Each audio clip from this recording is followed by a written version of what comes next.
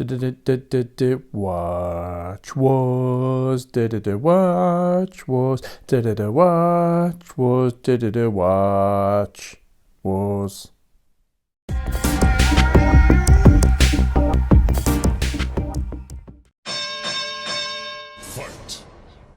So in the blue corner we have Russia's Vostok Amphibia, in the orange corner Japan's Orient Mako XL.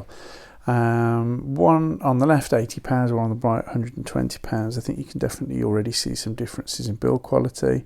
Not a bad watch from the Vostok Amphibia, nice case, a strange crown and bezel movement which we'll get onto in a moment. This one came on the NATO strap, not the arm hair pinching bracelet. But as you can see from the Mako, let's just pick that up. We'll talk about build quality and so on in more detail in a bit, but yeah, definitely a better bracelet, better build design.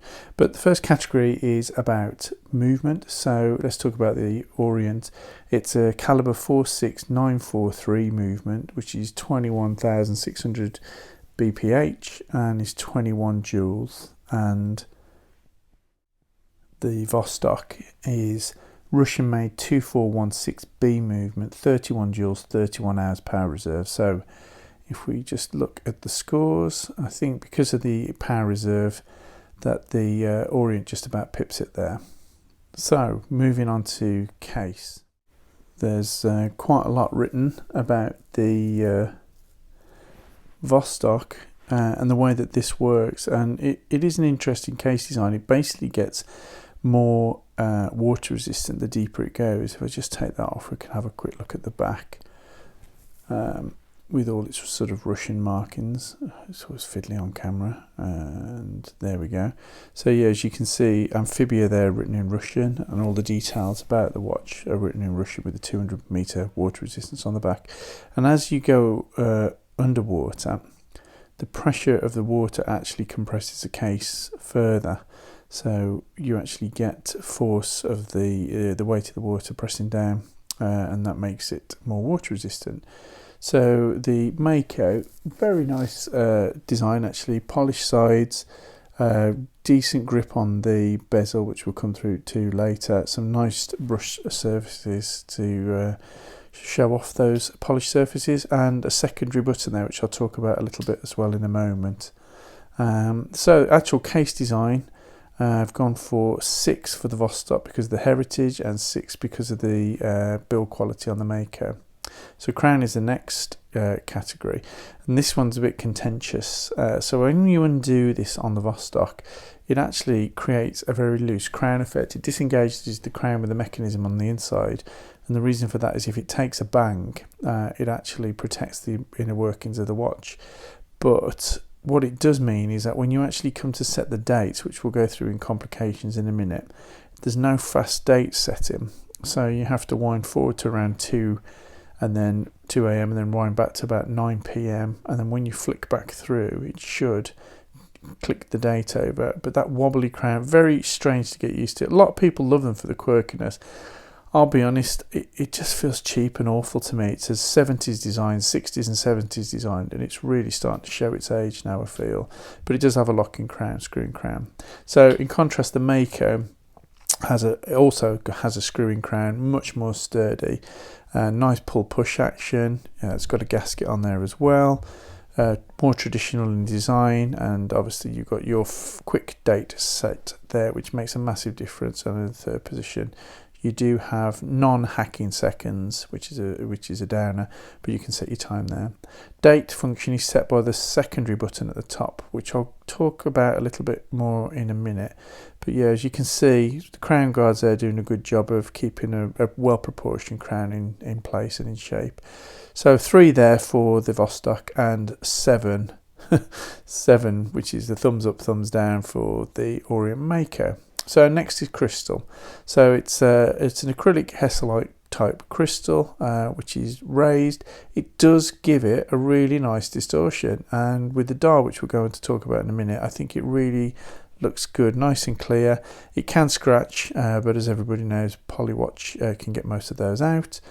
Sapphire crystal, however, flat sapphire crystal there for the Mako, so more scratch resistance, but obviously that can shatter, but it won't scratch.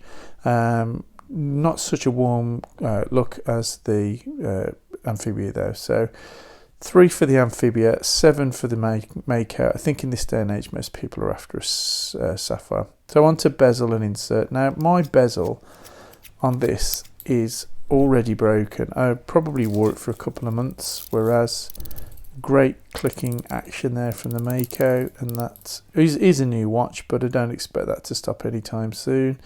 Only problem really with the Orient is as you turn the bezel, it's really difficult to get the big numbers perfectly aligned, because obviously a big chunky 60 there, you're not 100% sure whether it's lined up with a 12 or not, and you have to kind of go off the 5-minute indices instead to make sure that you've actually got the right alignment. But not much back play, not a bad bezel, but yeah, the bezel on this now doesn't even click and doesn't hold in place, and it's very flimsy, and it could be that it just needs taking off and resetting underneath. But because of that, the scores reflect this. I've given the bezel an insert for 2 for the Amphibia and 3 for the Mako. On to dial. I do really like the dial of this. This is the Scuba Dude variant of the Amphibia. Really nice teal colour, shows off under the light nicely, and as I say before, under the acrylic crystal, really legible, nice looking dial.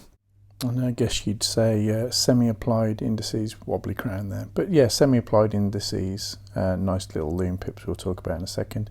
The Mako, yeah, really sort of matted black, showing the fact that it's got that sapphire crystal on, but also applied indices which look pretty smart actually. Number 1 to 11 all the same, with the double one at the 12 o'clock, a double applied indices at the 12 o'clock.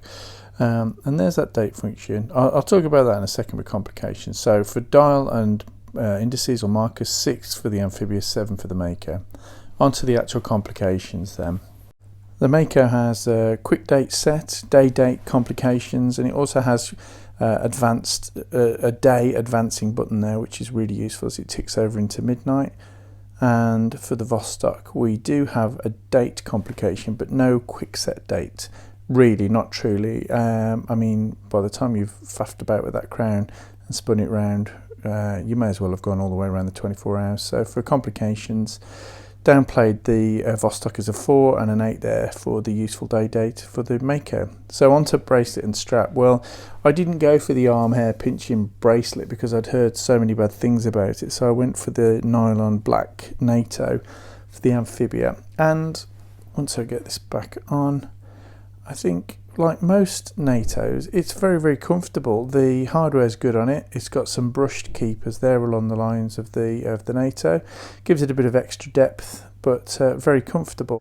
As for the Mako, the bracelet on here, much better made. Not fantastic, but you don't expect that at £120 price point. It does have push pin links, solid end links, fold over clasp, also sign clasp there as well, but it is milled, but again, what do you expect, around £120. It's got a nice action when it closes as well, feels nice and secure, and in fact let's just listen to that just for a second. So it does feel good, it doesn't rattle too much as a bracelet, nice and sturdy. So for scores then, can't knock a NATO, so 6 out of 10 for the Amphibia and 6 out of 10 for the Mako. So then on to Loom. Just charge that up with the black light torch. Not bad, not very thickly applied, but the under studio lights, that's still pretty bright. It does last for a good while, with nice pips as well there on the indices and also on the hands and second hand. The Mako, let me just charge this one up. A bit thicker application on the Mako. Let me just charge it up a little bit more actually, I don't think that's very bright. Just give it another wave of the torch. So yeah, as you can see, thicker application, also on the indices and the pip on the second hand, much better loom, but they do go dim quite quickly. So scores there, 3 for the Amphibia and 4 for the Mako.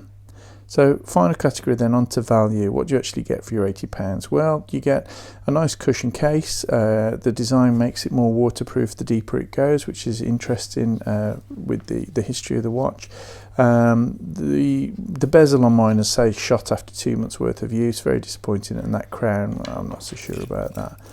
For the Mako, we have a look at that. We've got a nice case. We've got a decent bracelet as well.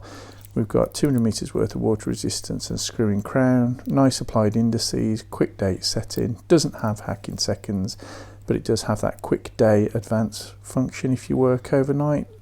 Not sure if I'd use that, but there you go. Quite a lot of watch, decent bezel. Doesn't align great, as I say, because of the numbers, but let's have a look at your value. And I can't knock the Vostok. 7 out of 10 for £80, 8 out of 10 for the Mako. So your winner with 61 points over 43 for the Amphibia is the Mako. So take a bow, take a bow. Good watch, I think, for £120, and that goes through to the final 4 for the quarterfinals later on. So still got 6 more watches to review. We'll pull 2 more at random out of the bag for the next review. Thank you very much for sticking around. Please like, subscribe and comment, and I'll comment back, and hit me up on Instagram.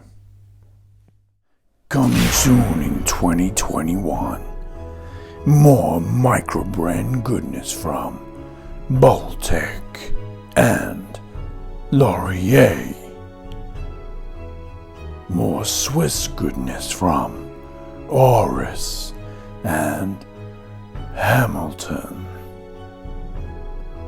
Plus Casio, Seiko and all our favourites.